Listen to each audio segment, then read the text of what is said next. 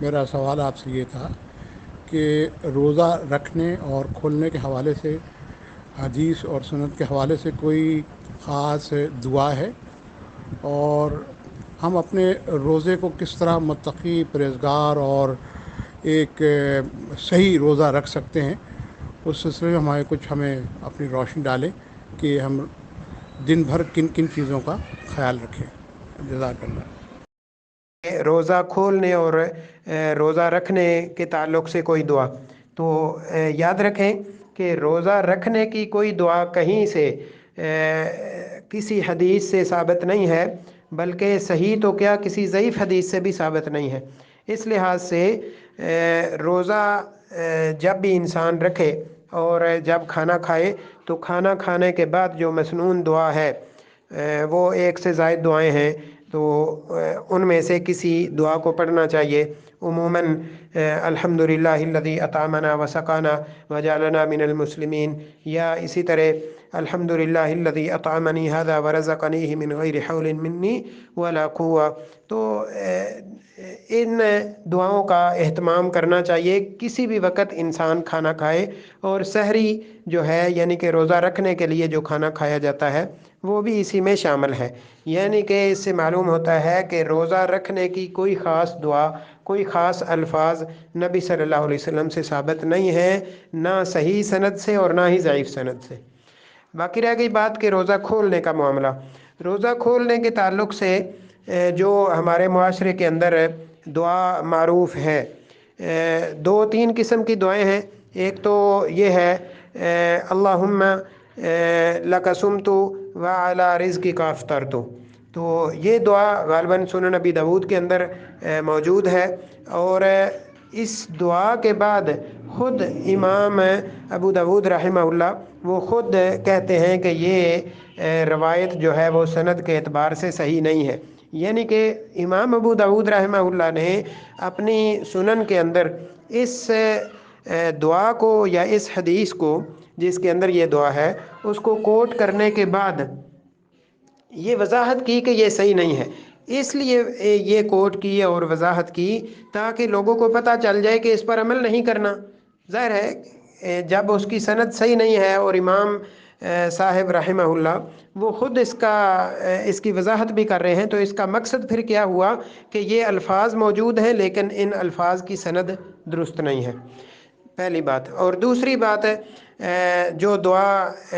زیادہ تر ہمارے معاشرے میں مشہور ہے، اللہم انی لک صمت وبک آمنت وعلیک توکلت وعلی رزقک افطرت، یہ آپ دیکھتے ہیں شاید ریڈیو ٹیلی ویژن وغیرہ کے اندر بھی اس کو پڑھا جاتا ہے، اور مختلف جو رمضان کے کیلنڈر ہوتے ہیں ان میں بھی اس دعا کو یعنی سب میں تو نہیں لیکن اکثر میں اس دعا کو کوٹ کیا جاتا ہے۔ تو یہ دعا جو ہے وہ سرے سے کہیں موجود ہی نہیں ہے، یہ دعا کے جو الفاظ ہیں یہ خود ساختہ ہے، ٹھیک ہے جی۔ تو باقی رہ گئی تیسری دعا جو کہ صحیح سند سے وہ بھی امام ابو داود رحمہ اللہ نے ہی اس ضعیف سند والی روایت کو ذکر کرنے کے بعد دوسری روایت میں جو صحیح سند والی ہے اس کو بھی ذکر کیا، اور اس کی وضاحت بھی کی کہ یہ سند کے اعتبار سے دعا صحیح ہے، الفاظ جو ہے وہ صحیح ہیں۔ تو وہ جو دعائیہ الفاظ ہیں وہ ہے ذهب الظمأ وابتلت العروق وثبت الاجر ان شاء اللہ۔ تو یہ الفاظ خود اس بات کی گواہی دے رہے ہیں کہ جب انسان روزہ کھولے تو جیسا کہ روزہ رکھنے کے لیے میں نے عرض کیا کہ کھانا کھانے کے بعد کی جو دعا ہے وہ پڑھنی چاہیے، اسی طرح روزہ کھولنے کے وقت بھی جب جیسے انسان کھانا شروع کرتے وقت بسم اللہ بولتا ہے تو روزہ کھولتے وقت بھی بسم اللہ بولے، اور روزہ کھولنے کے بعد مسنون تو یہ ہے کہ نرم کھجور سے روزہ کھولا جائے، اور اگر وہ نہ ہو تو پانی سے بھی کھولا جا سکتا ہے یا کسی بھی تیسری چیز سے کھولا جا سکتا ہے، لیکن بہتر یہی ہے کہ اگر اویلیبل ہے تو کھجور، بلکہ کھجور میں سے بھی اگر کوئی نرم کھجور ہے تو اس سے روزہ کھولا جائے۔ تو کھجور کھائیں، اسی طرح تھوڑا پانی پئیں، تو اس کے بعد یہ دعا پڑھی جائے گی ذهب الظمأ وابتلت العروق वसबत अल अज्रु इंशाअल्लाह। तो इसके मानी और मफहूम के एतबार से भी जो है वो यही पता चलता है कि रोज़ा खोलने से पहले ये दुआ नहीं पढ़ी जाएगी, और ना ही रोज़ा खोलने से पहले कोई मसनून दुआ है सिवाय बिस्मिल्लाह कहने के। तो इस लिहाज से बिस्मिल्लाह कहा जाए और रोज़ा खोला जाए, और रोज़ा खोलने के बाद जब थोड़ा आप खा पी लें तो इब्तदाई तौर पर, तो फिर उसके बाद आप ये दुआ पढ़ें और फिर बाकी जो है वो आप खाना मुकम्मल करें। बेहतर तो ये है कि इंसान हल्का फुल्का खाना यानी खाए और उसके बाद नमाज़ पढ़ने के बाद बाकी खाना खाए, क्योंकि दिन भर इंसान जो है वो रोज़े से होता है। तो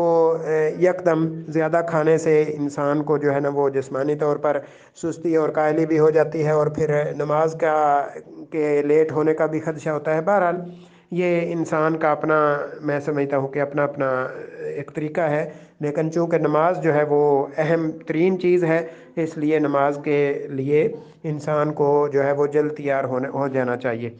और आखिरी बात जो आपने ज़िक्र किया कि रोज़े के दौरान किन चीज़ों का अहतमाम करना चाहिए, तो इस बारे में भी तफसील से ज़िक्र किया जाए तो बहुत लंबा वक़्त दरकार है। इख्तिसार के साथ इतना ही ज़िक्र करूँगा कि जिन चीज़ों से रोकने का अल्लाह ताला ने हुक्म दिया है, एक इंसान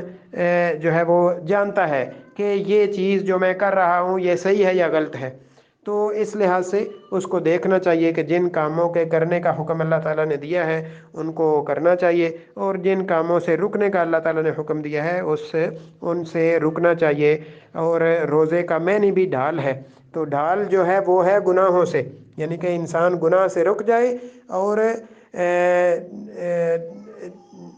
जो अल्लाह ताला और उसके रसूल सल्लल्लाहु अलैहि वसल्लम की इताअत के काम हैं उनके अंदर अपने आप को मशगूल करे, ज़्यादा से ज़्यादा ज़िक्र रोज़गार करें, कुरान मजीद की तिलावत करें, नवाफिल का अहतमाम करें, सदका खैरात करें, और मुसलमानों के जो खैर के उमूर हैं उनमें उनकी मदद करें। अल्लाह ताला हम सब को कमा हक़्क़ुहु, रमज़ान के जो हुकूक हैं उनको पूरा करने की तौफ़ीक अता फ़रमाए, शयातीन के शर से महफूज और कुरान और सुन्नत के मुताबिक ज़िंदगी बसर करने की तौफ़ीक अता फ़रमाए। वल्लाहु तआला अलम। अस्सलामु अलैकुम व रहमतुल्लाहि व बरकातुहू।